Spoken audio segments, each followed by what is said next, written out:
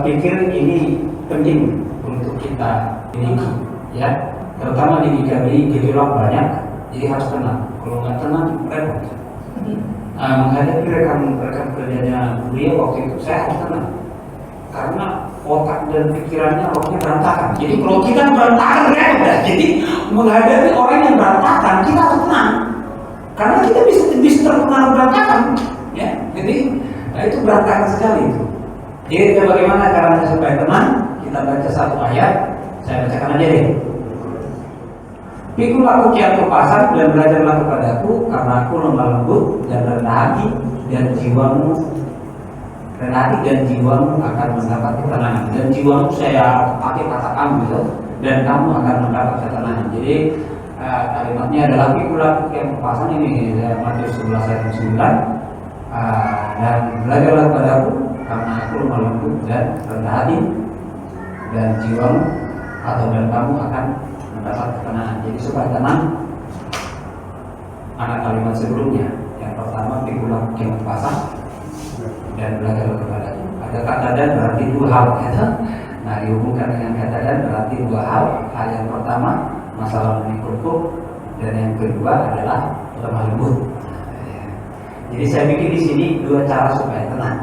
Yang pertama, sadar bahwa kita sebut dengan Allah. Yang kedua adalah lemah lembut. Ya, coba kita renungkan dulu. Yang pertama, kita sebut dengan Allah. Pikul laku yang pasang, kita sebut dengan Allah. Saudara tahu? Nah, dibilang pikul laku yang pasang. Saudara tahu itu orang yang lahir di kota kurang paham tuh, ya. Tapi karena saya sudah terbiasa membaca sawah dengan sepasang kerbau, jadi tahu kuk itu ini. Itu kuk, ya. Jadi orang kampung seperti saya tradisi membaca sawahnya pakai kerbau sepasang. Sepasang itu nggak pernah empat, ya, nggak pernah 6. Sepasang itu sudah 2. Dan dibuat pokoknya cuma 2, nggak ada sepasang itu. Jadi sepasang. Jadi kuk itu selalu berbicara sepasang, ya. Nah, jadi kurang lebih seperti ini nih, ya. Ini, ya. Nah, jadi kalau sebelum dipasangkan kuk itu, yang dua itu yang sepasang itu dewe-dewe, bisa satu ke kiri, bisa satu ke kanan, gitu ya. Nah, saya ekstrim dalam urusan ini. Nah, bisa satu ke kiri, bisa satu ke kanan, dan bisa satu di belakang, bisa satu di depan. Tapi kalau udah saya karena udah begitu fasih saya memasang kuk, membaca sawah dulu dengan sepasang kerbau di kampung. Jadi kelas saya SMA sudah saya diandalkan mama saya. Karena bapak saya sudah tidak ada waktu SMA, dan kalau memang saya sudah merantau, dan saya yang tinggal satu-satunya membayar sawah pakai kerbau, gitu. Nah, sebelum dipasangkan kuk itu mereka dewe-dewe, mereka masing-masing bisa satu ke kanan, bisa satu ke kiri, bisa satu di belakang, satu di depan. Tetapi setelah dipasangkan kuk itu mereka menjadi menyatu, dan saya pakai istilahnya adalah mereka menjadi senasib dan semasalah, ya. Mereka menjadi senasib dan semasalah. Kan kita tenakan kan diikatkan dari badan kan. Jadi kalau badannya ditekan oleh pembajak sawah kuat, maka mereka harus menyatukan tenaga. Kuk itu membuat mereka menyatu tenaga mereka, dan ada yang satu yang kecil, ada satu yang besar, tidak akan timpang. Itu uniknya kuk. Gak pernah saya, karena pernah kerbau saya induknya sama anaknya saya pasangkan satu kuk dan tidak timpang, agak unik. Betul-betul tetap menyatu. Jadi tenaganya yang besar kayak mengalir kepada yang kecil dan menyatu, dan kuk itu menyatukan secara total disatukan, gitu ya. Jadi unik itu kuk ya. Nah, jadi mereka menjadi senasib dan semasalah.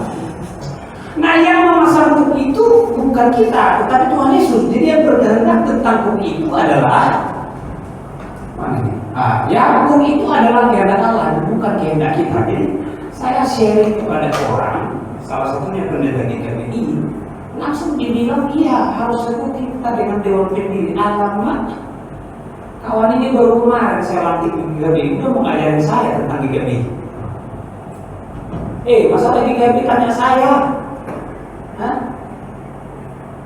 Itu loh, saya jadi caranya harus menyatu Pak antara Dewan Pendiri. Gak ada kita di Dewan Pendiri, gak pernah saya temukan ada Dewan Pendiri dan seolah-olah berkuasa Dewan Pendiri. Gak ada.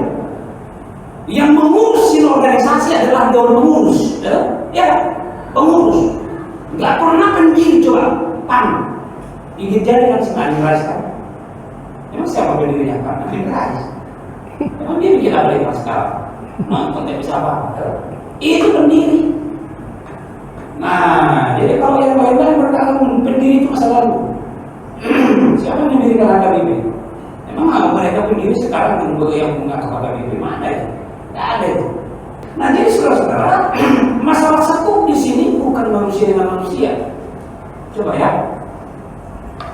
Pasangan manusia yang paling intim bukan antara anak dan orang tua, tetapi pasangan manusia yang paling intim adalah antara suami dan istri. Ya kan? Ya dong. Coba, siapa yang berani mengatakan? Ada suami yang mengatakan bahwa perasaan istrinya dirasakan oleh suaminya. Jangan sekali-sekali Pak Herman bilang, oh saya rasakan perasaan istri saya. Lebay. Apaan? Manusia nggak ada sebut. Nah, tetapi yang disebut di sini adalah antara Allah dan kita. Jadi kurang lebih seperti ini, sekuk itu secara total. Nah, jadi kalau di sebelah sini adalah Allah dan di sebelah sini adalah orang percaya. Sekuk. Tahun 2008 masalah. Saya ngajar S2 di cabang STT Sebong.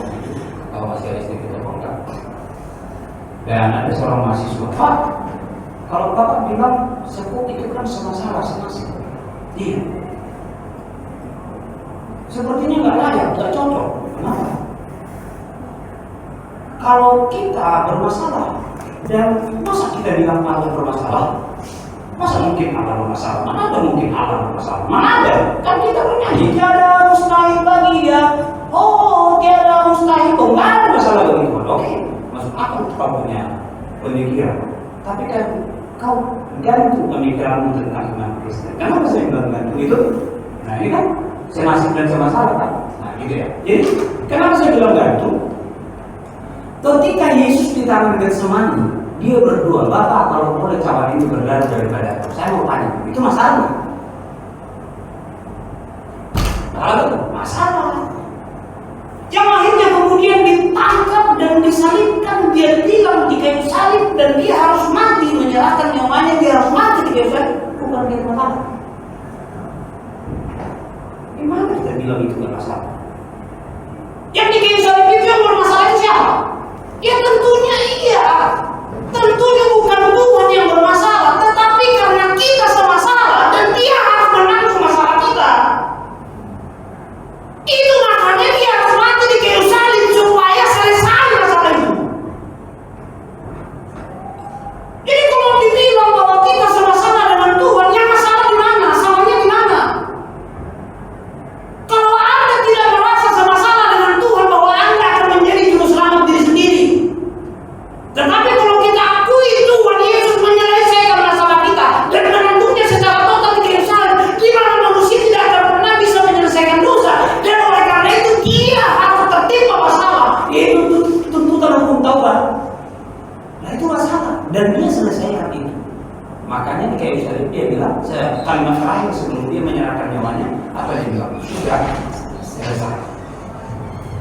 Sudah selesai. Jadi kalau kita mengakui dan sungguh-sungguh, Tuhan, Engkau merasakan yang kurasakan, Engkau memikirkan yang kupikirkan, bebanku adalah bebanmu, masalahku adalah masalahmu. Dengan demikian sebenarnya, ya kita nggak perlu pusing dengan semua masalah, dan jangan coba-coba untuk menyelamatkan diri dari masalah. Karena jangan sampai kita menjadi juru selamat atas diri kita sendiri, tetapi yang total yang menjadi juru selamat adalah Yesus. Nah, yang kedua teman-teman.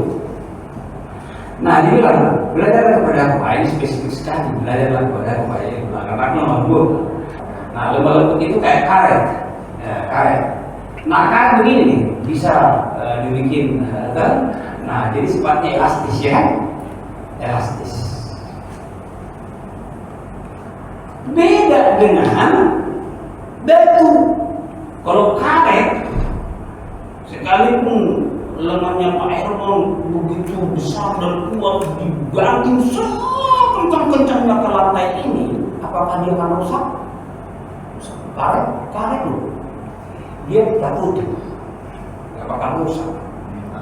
Ditarik, elastis dia. Nah, kebalikannya adalah karet itu benda-benda yang kaku, kebalikannya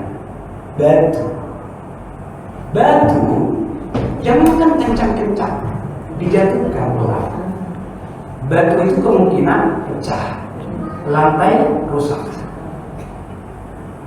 Jadi karet itu